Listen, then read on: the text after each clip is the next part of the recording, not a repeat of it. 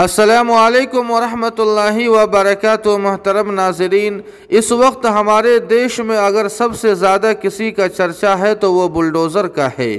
یہی بلڈوزر کسی کی خوشی کا سبب ہے تو کسی کی زندگی بھی اجاڑ دیتا ہے، اور اس کی شروعات یو پی سے ہوئی تھی، اس کے بعد مدھیہ پردیش میں چلنا شروع ہوا، اور مدھیہ پردیش کے بعد دلی کے جہانگیر پوری میں اس بلڈوزر نے گزشتہ کل ایسا آتنک مچایا ہے کہ مسلمانوں کے گھروں اور مسجدوں کو تہس نہس کر دیا۔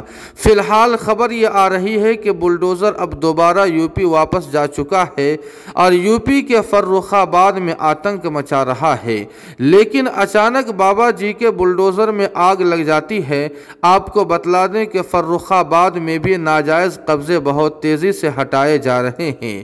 بلڈوزر اپنا کام بہت تیزی سے کر رہا تھا، لیکن بجلی کا کھمبا بلڈوزر کی زد میں آ جاتا ہے اور کھمبے کا ایک تار بلڈوزر پر گر جاتا ہے، جس سے پورے بلڈوزر میں کرنٹ آ جاتا ہے اور بلڈوزر میں آگ لگ جاتی ہے، جس سے چوطرفہ بھگدڑ مچ جاتی ہے، جس کے بعد پانی اور مٹی کے ذریعے بلڈوزر میں لگی آگ کو بجھا دیا جاتا ہے۔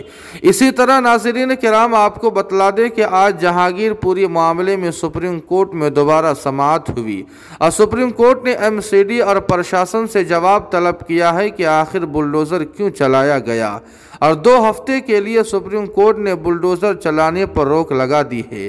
اس فیصلے کا اسد الدین اویسی نے تہہ دل سے استقبال کیا ہے، اور ساتھ ہی ساتھ یہ سوال بھی اٹھایا ہے کہ مسجد اور مسجد کے قریب دکانوں کو توڑا گیا، جبکہ مندر اور مندر کے قریب دکانوں کو کیوں نہیں توڑا گیا۔